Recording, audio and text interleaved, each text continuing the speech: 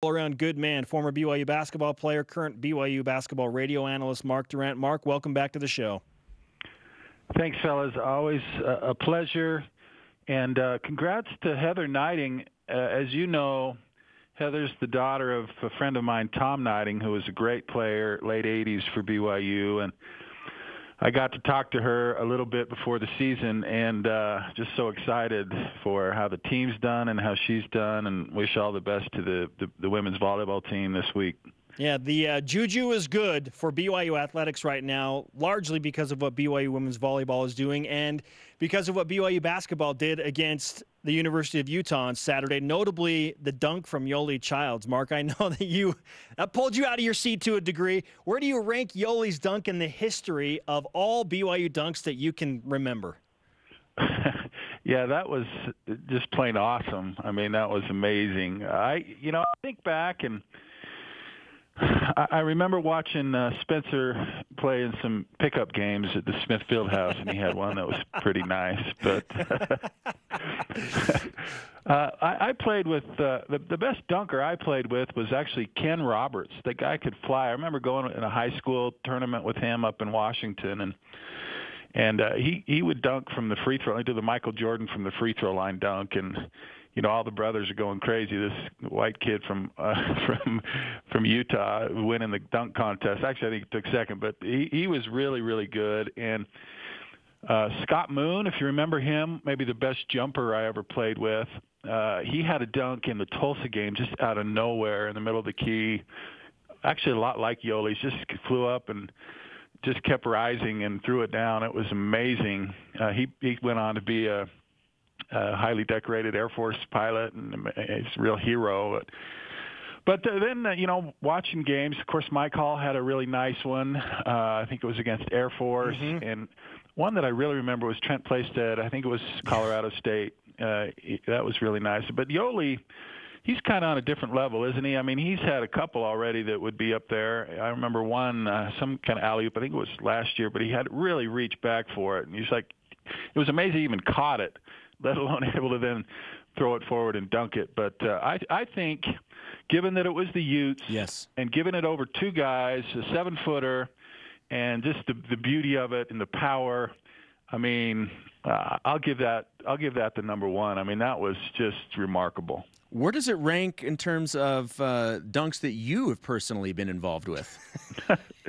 Unfortunately, I'm the guy that's getting dunked on in all the pictures. Mark, what do you think has been the biggest difference on the floor over the last 2 games as opposed to the 3-game losing streak?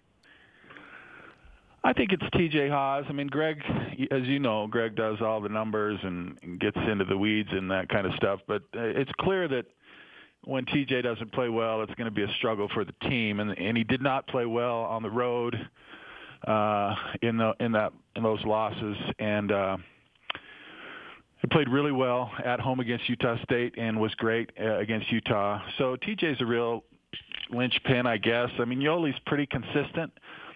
Amazingly so, and he's just really good. We all know that, and he's gonna perform. TJ is kind of that guy that really needs to play well. Other guys are going to be hit and miss, but you need 2 guys that you could count on for points, preferably 3. When I played, I knew Andy Toulson and Marty Haws were going to be good for 40 points. I mean, just put those 40 points up on the board. We're going to get those, and then everyone else just has to fill in around it, whether it's those 2 or Ken Roberts and Russ Larson, and now it's Yoeli and TJ. They've got to put at least 40 points on the board. That's just got to be a given from night to night. And then whether it's Celius or Hardnett or Harding or whoever is, Nixon, whoever's going to come in to fill those other spots, but when you don't get one of those 2 guys that you just banking on their points, you're in for a tough night. And TJ struggled a little on the road, which was so gratifying to see him play well against Utah, even though that was a neutral environment. And he has been more consistent. But in that 3-game stretch, he just wasn't very good, and BYU paid the price for it. BYU basketball alumna and current BYU basketball radio analyst Mark Durrant with us on BYU Sports Nation. Let's talk about the big three. If Yoeli and TJ are the clear 1 and 2, who do you expect to step into that number 3 role consistently moving forward? Well, that's a tough one. I mean, I guess I would say Zach Sellius. I like Zach. I think he's a guy that, even if he's not shooting great from the three, can put it on the floor and get to the rim. He's a little bit bigger. He's been more aggressive, which I like. And he's a guy that is, I think, really, really important to what Dave Rose wants to do, because he's a guy that can play the four, can guard the four, at least good enough, and really stretch the floor with his shooting.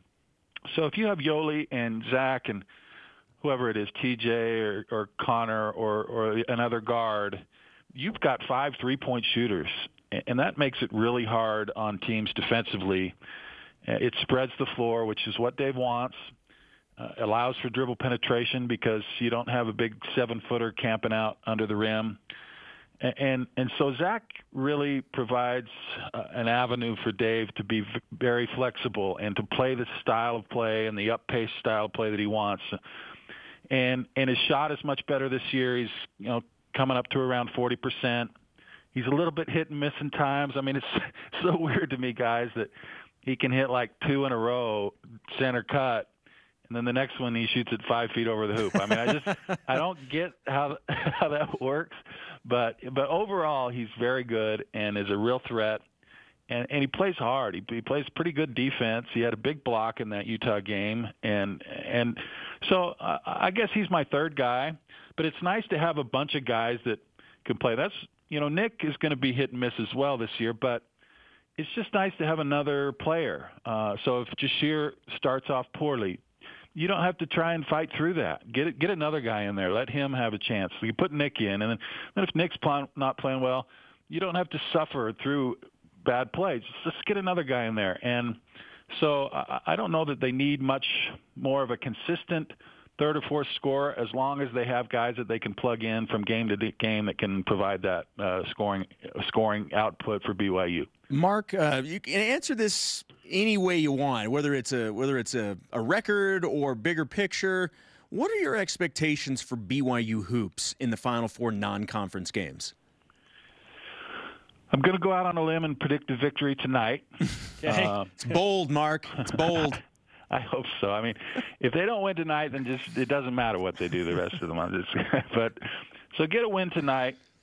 Although I love the coach there, Barrett Peary, is a friend of mine, played at Payson High when I played. A great coach, great player.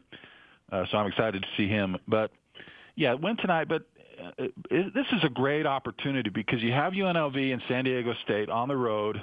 UNLV, it's nice that it's at T-Mobile and not in the whatever you call it, place down there. I forget it. Thomas and Mack. I've mentally blocked that out in my mind over the years. Thomas and Mack. And they're certainly beatable. It's not the UNLV teams of old, but obviously they're good and talented. But it's a game that BYU can win. And San Diego State, it's not like the Jimmer years where they were with Kawhi and they're ranked number 3. I mean that's a team also that is very beatable. San Diego beat them. So those two are the big ones. But they have a lot of weight in that you're playing on the road. And they're named teams that have been good. So if you can get that win, those are the key. Those are big games. And if BYU can get those two, that's going to go a long way for their goals towards the end of the year. Mississippi State, I mean, you're going to have to play amazing. It's going to be like going to Nevada. It's going to be very tough to win there. But maybe you get hot from the 3-point line and Yoeli has a big game, and maybe you can do something there. But to me, the most important ones are the two middle ones, UNLV and San Diego State. Those are great opportunities to get very important wins. Mark, great stuff. We look forward to your call with Greg Wrubell tonight on BYU Radio, and we'll see you courtside. Guys, always a pleasure. Take it easy.